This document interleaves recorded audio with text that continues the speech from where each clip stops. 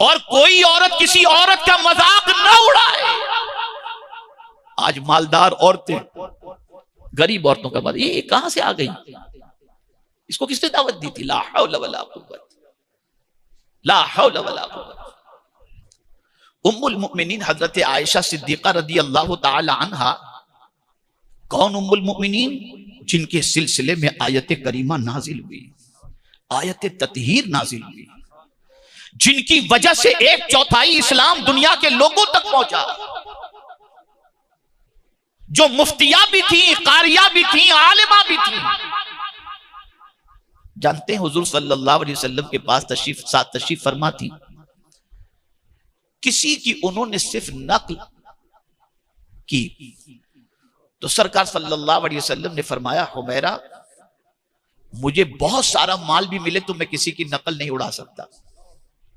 अब आगे का सुनिए आप, ये तिरमिज़ी शरीफ की हदीस है, मैं किसी की नकल नहीं उड़ा सकता। इतने में उम्मुल मुमिनीन हजरत सफिया रदी अल्लाह ताला अन्हा तशरीफ ला रही थी, और इत्तेफाक से हजरत सफिया रदी अल्लाह ताला अन्हा का कद थोड़ा सा पस्त था। तो हजरत उम्मुल मुमिनीन आयशा सिद्दीका रदी अल्लाह ताला अन्हा ने कहा कुछ भी नहीं, सिर्फ इशारे से यूं किया, सिर्फ इशारे से। अब इस पर हुजूर ने क्या फरमाया सुनिए। इरशाद फरमाते हैं, आयशा अगर तेरे ये इशारे के अमल को दरिया के अंदर डाल दिया जाए तो दरिया की रंगत बदल जाएगी। जरा सोचो आप,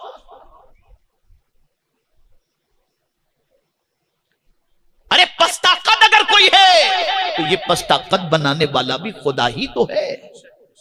बुलंद कामत अगर कोई है तो ये भी तो खुदा ही का तो बनाया हुआ है।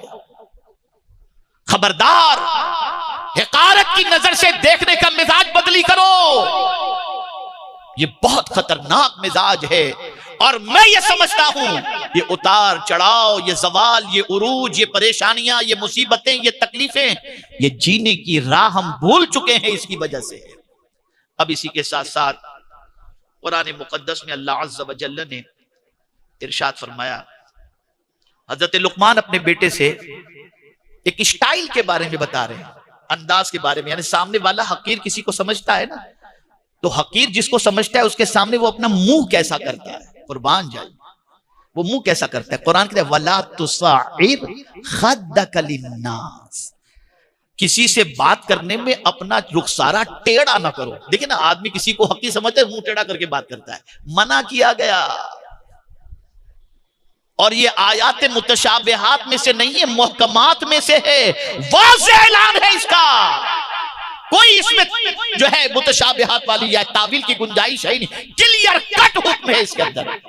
और जहां आपने अपना मुंह टेढ़ा किया, अल्लाह की नाफरमानी की, और जाहिर सी बात है जहां अल्लाह की नाफरमानी की, अल्लाह का गजब नाजिल होगा। मना फरमाया, वला तुसाइर खद्दक लिन्नास। आज बेटे बाप से मुंह टेढ़ा करके बात करते, मालदार गरीबों से मुंह टेढ़ा करके बात करता है। अल-इयाज़ु बिल्लाह। मेरे प्यारे आका सल्लल्लाहु तआला अलैहि वसल्लम के प्यारे दीवानों, इसी के साथ साथ आका करीम सल्लल्लाहु अलैहि वसल्लम पर नाजिल होने वाले कुरान मुकद्दस में रब्बे कदीर जल्ल जलालहू ने और भी चंद चीजों का हुक्म फरमाया, जिसमें से अल्लाह अज़्ज़ व जल्ल ने इरशाद फरमाया कि किसी को हकीर न जानो, हो सकता है अल्लाह के नजदीक उसका मकाम अरफ़ व आला हो। और फिर फरमाया, वला तलमिज़ू अनफुसकुम, आपस में तानाजनी भी, अपने आप को तानाजनी के अंदर भी गिरफ्तार न करो, यानी किसी को ताना भी मत दो। सरकार सल्लल्लाहु अलैहि वसल्लम फरमाते हैं कि जो मोमिन होता है ना, वो लान तान नहीं करता, न फहिश गो होता है, न लान तान करने वाला होता है। इसी तरह से कुरान मुकद्दस में अल्लाह अज़्ज़ व जल्ल ने फरमाया, वला तलमिज़ू अनफुसकुम वला तनाबज़ू बिल अलक़ाब, बुरे नाम भी न रखो, बुरे लक़ब से न पुकारो, किसी का टाइटल बुरा न रखो, बुरे लक़ब से न पुकारो। अब क्या बुरे लक़ब से किसी को पुकारने की बात, जब बच्चा खुद अपने बाप के बारे में कहता है तो बूढ़ा एक खिसक गया है, तो अब क्या बाकी बचेगा? अब क्या बाकी बचेगा, आप मुझे बताओ। जो कौम अपने बाप के लिए ऐसे अलकाब इस्तेमाल करती हो, उस कौम पर अल्लाह की नजर रहमत पड़ेगी कैसे? कैसे पड़ेगी? तुम उसे बुरे लक़ब से याद करते हो और अल्लाह ने उसका नाम मुसलमान रखा है। अल्लाह ने उसका नाम मुसलमान रखा है।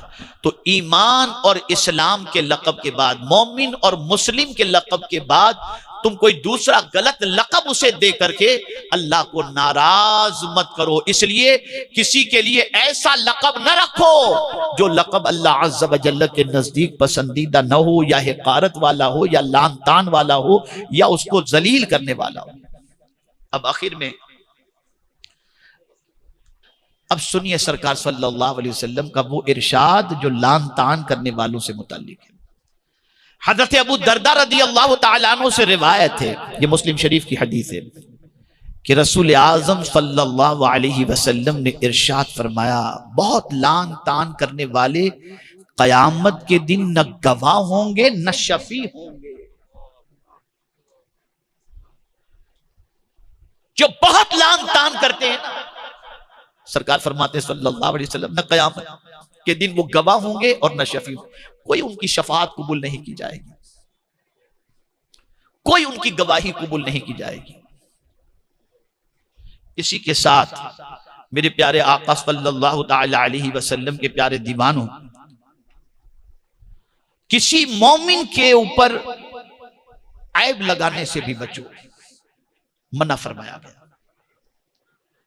और लान तान करने से भी बचने के हवाले से रसूल आज़म सल्लल्लाहु तआला अलैहि वसल्लम ने इरशाद फरमाया। अब दूसरी हदीस समाअत फरमाया।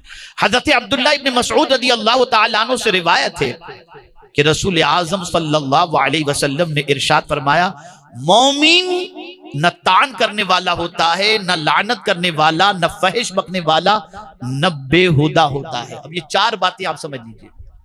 मोमिन, हम आज कहते हैं कि कुरान ने तो कहा वांतुमुल आलौना इन कुंतुम मुमिनीन, कामयाब तुम ही रहोगे अगर तुम मोमिन हो। अब हुजूर सल्लल्लाहु अलैहि वसल्लम फरमाते हैं कि जो मोमिन होता है उसके अंदर यह सिफत भी होनी चाहिए कि वो ताना नहीं देता, वो लानत नहीं करता, लान तान से बचता है। चलिए ये दोनों चीजें तो अपनी जगह पर हैं। हो सकता है कि इसके सिलसिले में बहुत सारे मुसलमान बचते हुए किसी हद तक नजर आए, लेकिन आगे की दो बातें हुजूर ने फरमाई कि न फहश बकने वाला और न बेहुदा होता है। जो मोमिन होगा वो फहश बकने वाला नहीं होगा। आज हमारे मोहल्लों के अंदर बातचीत का आगाज ही होता है फहश से, गाली गलोच और इसी चीज से हमारे मोहल्ले में बातों का आगाज होता है। और बेहुदा बातें, अल-इयाज़ु बिल्लाह, अल-इयाज़ु बिल्लाह, इतनी बेहुदा बातें मैं बता नहीं सकता। कभी कभार तो कहीं ऐसा मौका आ जाता है कि जहां पर कई ऐसे मुसलमान नौजवान जो मन चले होते हैं, उनकी जबान से बेहुदगी की बातें सुनकर ऐसा लगता है क्या कुछ भी नहीं सीखा इन्होंने इस्लाम के बारे में।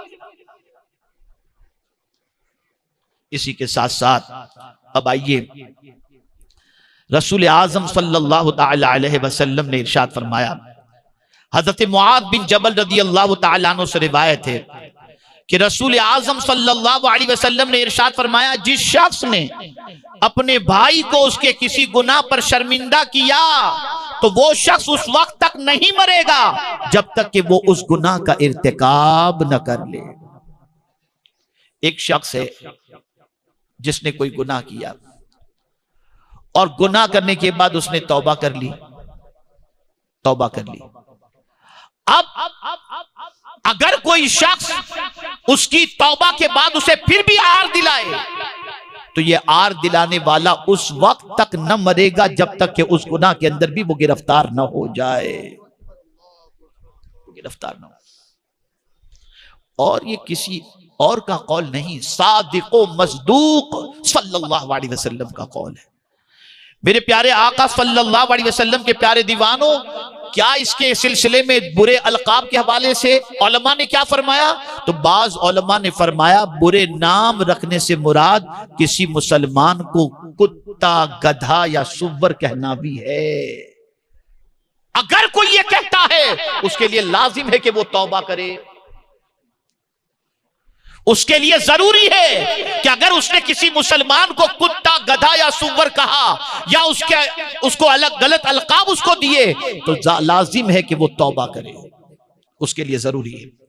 इसी के साथ मेरे प्यारे आका सल्लल्लाहु तआला अलैहि वसल्लम के प्यारे दीवानों, कुरान ने फिर नतीजा बता दिया, वमल्लम यतूब, जो तौबा न करे, फउलाइका हुमुज़ ज़ालिमून, तो वो जुल्म करने वाला है, वो जालिम है।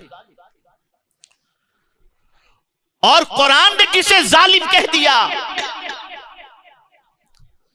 तो अब उसे समझ लेना चाहिए कि वो जालिम है या नहीं। मैं उसके लिए एक थर्मामीटर आपके सामने रख देता हूं, थर्मामीटर रख देता हूं। आप और हम सब उस थर्मामीटर के जरिए या उस आईने के जरिए अपने बारे में देख लें कि हम क्या हैं। आसान सा तरीका, अगर कुरान की आयतों का असर हमारी जिंदगी पर नहीं होता, अल्लाह के फरमान का असर हमारी जिंदगी पर नहीं होता, हमारी जिंदगियों में तब्दीली पैदा नहीं होती, तो हमें समझ लेना चाहिए कि हम जालिम हैं। दलील कुरान से पेश करता हूं, हमें समझ लेना चाहिए कि हम जालिम हैं। यहां जालिम से मुराद काफिर की बात नहीं कर रहा, मोमिन, लेकिन जिसने अपनी जान पर जुल्म किया। इसलिए कि कुरान ने खिताब जो किया है या अय्युहल्लज़ीना आमनू से किया, और उसके एंड में फरमाया वमन लम यतुब फउलाइका हुमुज़ ज़ालिमून, तो यहां सब मोमिनीन ही से हुक्म हो रहा है।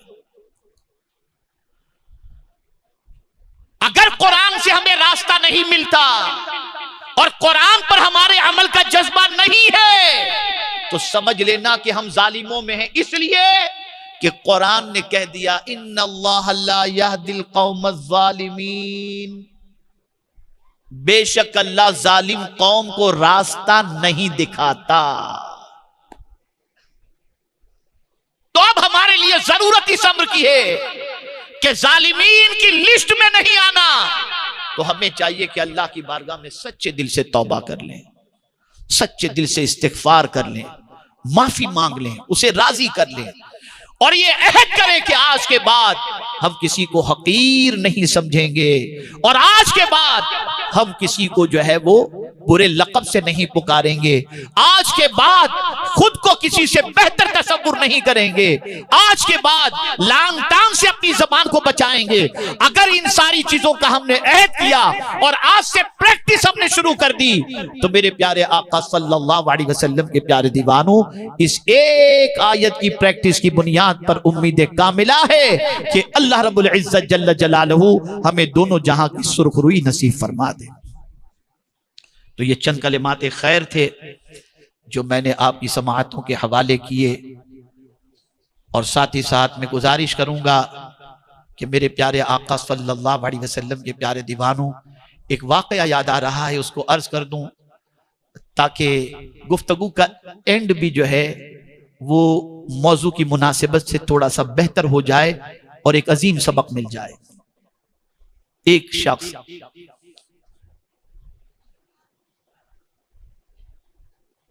रात भर अपनी महबूबा के दीदार के लिए उसके घर के सामने खड़ा रहा।